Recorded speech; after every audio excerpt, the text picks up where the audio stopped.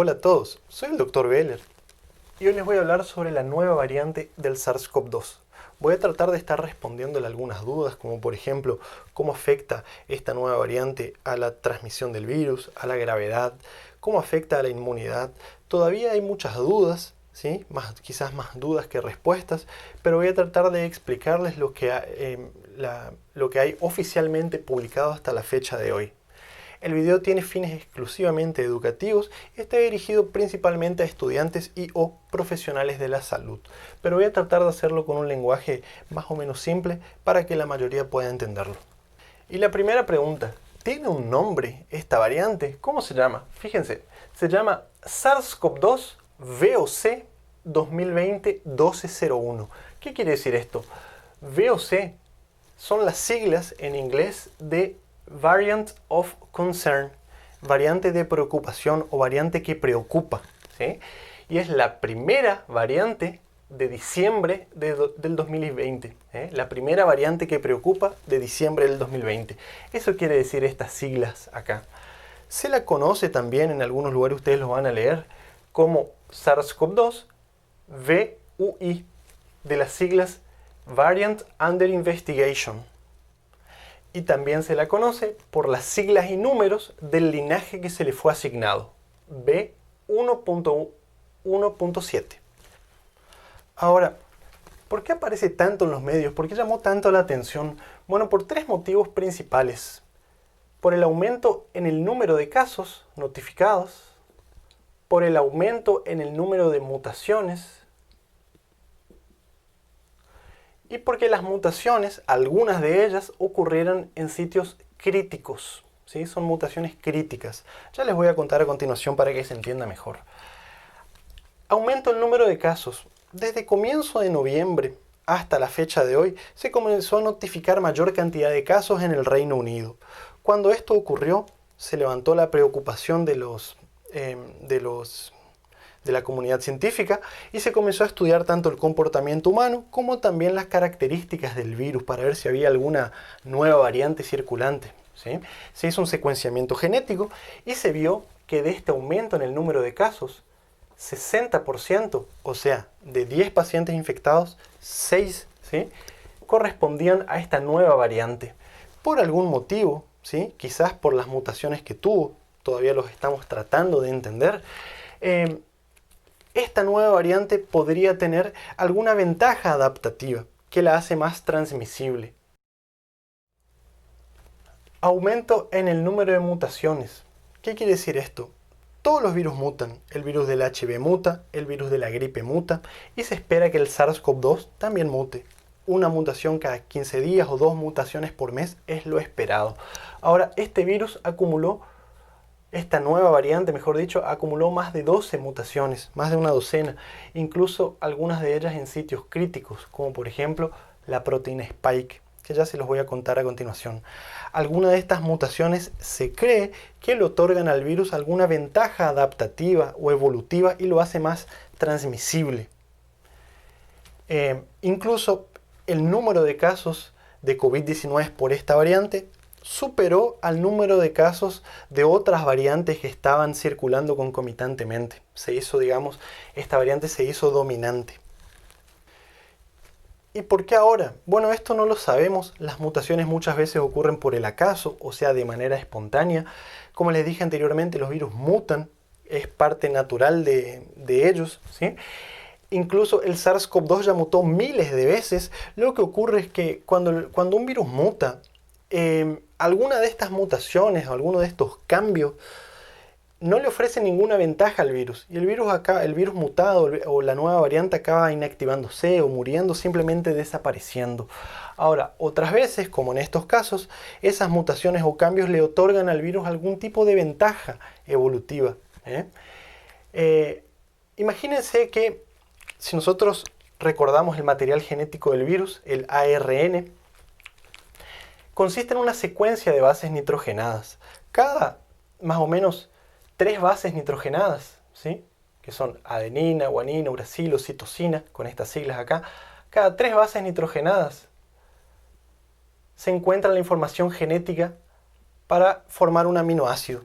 Por ejemplo, en este caso acá, CSU, prolina, el aminoácido prolina.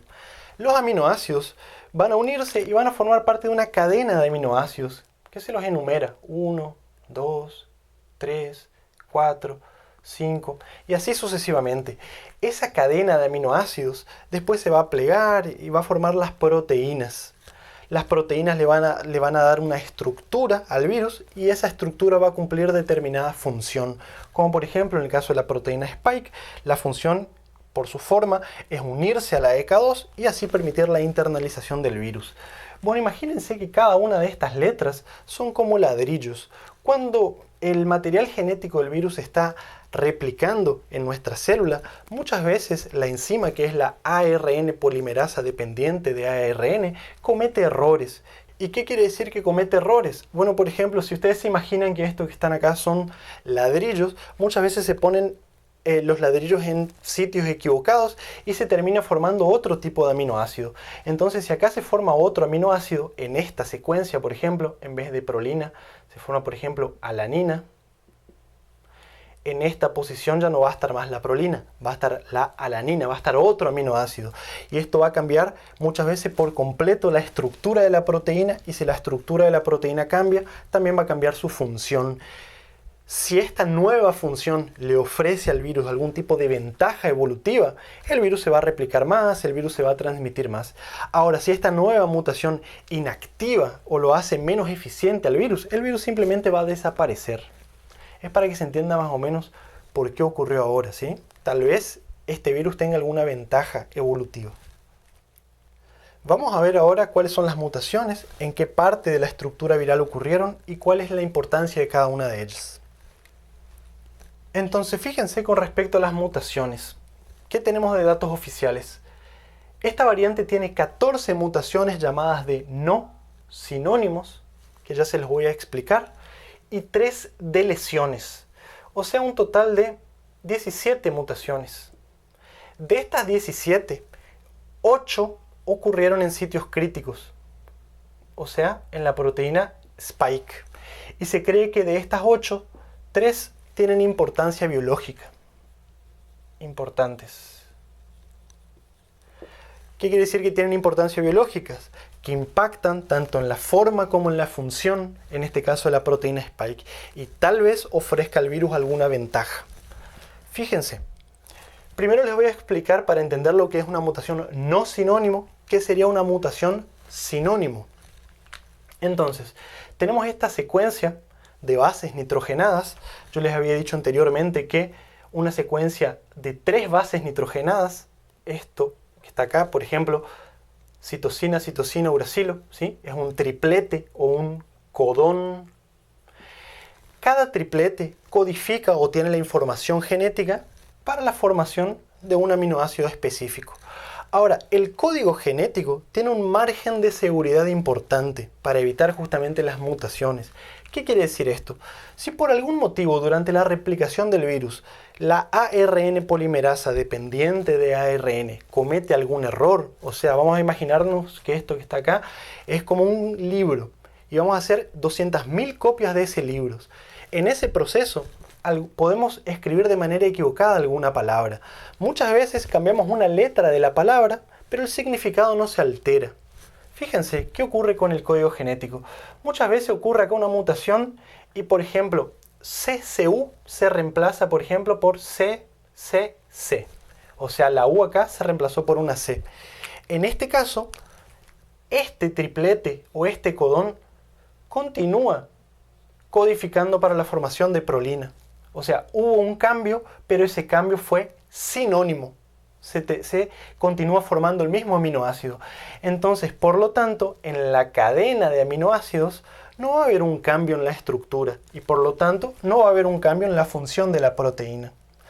Ahora, no sinónimo es justamente lo contrario, ¿sí? Vamos a imaginar que cambiamos de manera mucho más importante las letras de esa palabra. Por lo tanto, cambió el significado. Por ejemplo, si nosotros ponemos acá, en vez de CCC, ponemos GCA. Hubo un cambio más importante. Entonces, en este caso, ya no se va a codificar más para prolina. Se va a codificar para, por ejemplo, alanina. que es otro aminoácido. Entonces, en la posición, por ejemplo, acá en la posición 3, donde estaba prolina, ahora hay alanina, hubo un cambio en la estructura, por lo tanto va a haber un cambio en la función de la proteína. Eso es una mutación no sinónimo, biológicamente importante, impacta en la función de la proteína. Les aclaro que esto no es lo que ocurrió con el virus, es solamente para que se entienda que es una mutación sinónimo y no sinónimo. Una de las mutaciones más importantes es la mutación N501Y. ¿Qué quiere decir esto? En la posición 501 de la secuencia de aminoácidos, que es justamente donde está el receptor binding domain, que sería el sitio de unión al receptor de la proteína Spike con la ECA2. Este es el sitio que hace contacto con el receptor para que el virus internalice, ¿sí? El aminoácido asparagina se reemplazó por tirosina.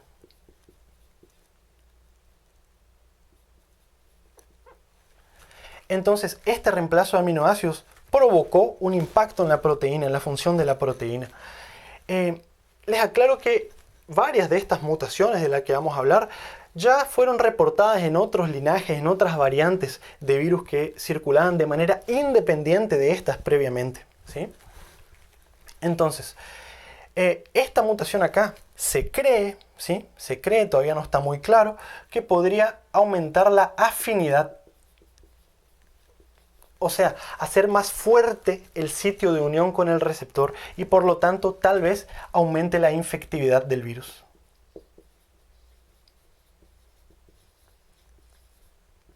Se los pongo entre preguntas porque todavía no está muy claro, ¿sí? Otra mutación acá, por ejemplo, la que ocurrió en la posición 681, P681H. Esta mutación ocurrió cerca del sitio de clivaje de la proteína. ¿Qué quiere decir esto? Recuerden que la proteína Spike tiene dos subunidades, subunidad S1 y subunidad S2. Cuando la proteína se va a unir con el receptor, con el ECA2 para internalizarse en la célula, para infectar, se tiene que clivar, o sea, se tiene que separar la subunidad S1 de la S2. La mutación ocurrió muy adyacente al sitio de clivaje. No está muy claro todavía cuál es la función, pero se cree que esto que está acá podría favorecer la entrada viral y contribuir con un aumento de la infectividad. Se los pongo también entre preguntas. ¿Aumenta la infectividad? Y esta que está acá, la delesión que ocurrió en la posición 6970 de delesión. ¿Qué es una delesión? Es una pérdida de un fragmento en la secuencia de bases nitrogenadas. Vamos a imaginar acá que se pierde estas tres, ¿sí? Esas tres primeras. Si se perdió este triplete, este codón, se va a perder un aminoácido. Eso es lo que ocurrió en estas posiciones 69 y 70. Se perdió la base nitrogenada que codificaba para el aminoácido en esas posiciones. Entonces, de alguna manera, esto afectó la estructura y la función de la proteína. La importancia de esta mutación no queda muy claro, pero en modelos experimentales y en otros linajes de virus que también tenían esta mutación, se asoció a un aumento quizás de la infectividad y se asoció también a dos cosas importantes. A la evasión del sistema inmunológico en pacientes inmunosuprimidos y también se le asoció a los falsos negativos en los tests de RT-PCR. ¿Sí?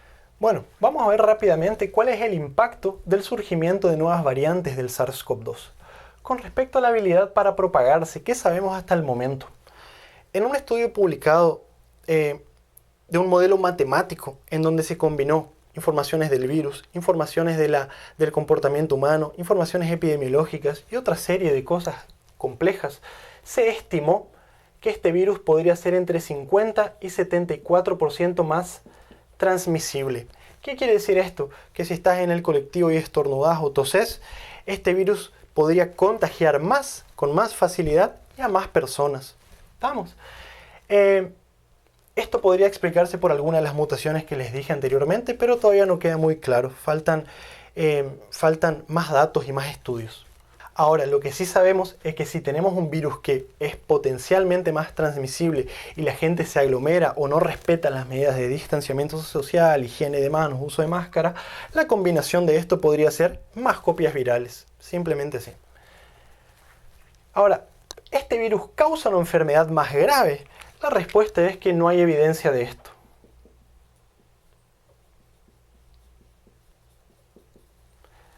Hasta la fecha, los casos reportados con esta variante no fueron ni más ni menos graves, ¿sí? Aparentemente.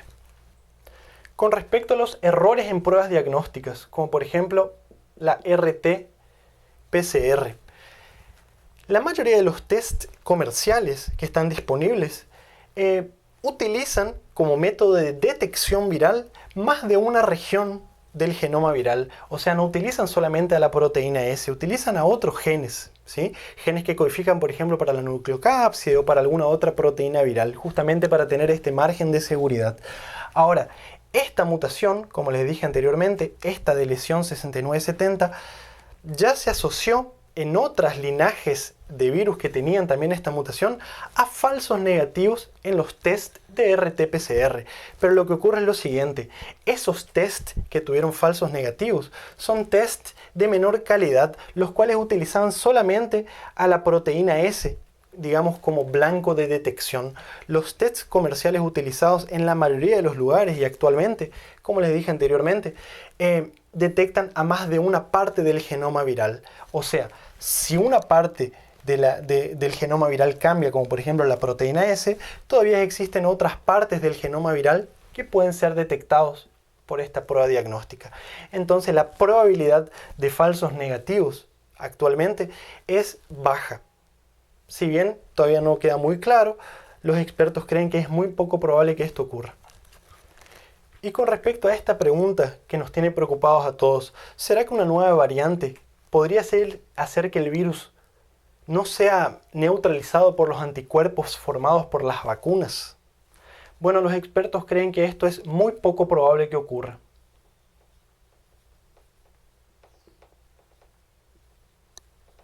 ¿Y por qué? Se los explico. Si bien los anticuerpos generados por la vacuna atacan justamente a la proteína S, ¿sí? Se dirigen, por ejemplo, pónganse acá, un anticuerpo contra la proteína S. La mayoría de las vacunas autorizadas por las agencias reguladoras, como por ejemplo la FDA, son vacunas que generan en nuestro organismo anticuerpos policlonales. ¿Qué quiere decir esto? Que los anticuerpos se dirigen contra varias regiones del virus. Y es el mismo principio que les dije con los test diagnósticos, ¿sí? Si una parte de la proteína cambia, los anticuerpos se pueden dirigir aún contra otras partes del virus o contra otra parte de la proteína. De esa manera podrían continuar neutralizando el virus. Por eso los expertos creen que es muy poco probable que esto ocurra. De todas formas, la ciencia ya está preparada para eso y las mutaciones van a ocurrir en el SARS-CoV-2, por lo tanto quizás las vacunas tengan que ser modificadas a lo largo del tiempo. La ciencia ya está preparada para esto. Bueno, esto fue un resumen sobre la nueva variante del SARS-CoV-2. Espero que te haya quedado claro. Puedes verlo cuantas veces quieras al video. Déjame tu comentario, tus preguntas, tus dudas. Seguime en las otras redes sociales y por favor compartí el video, así nos ayudas a seguir creciendo. Nos vemos muy pronto con más material. Chau, chau.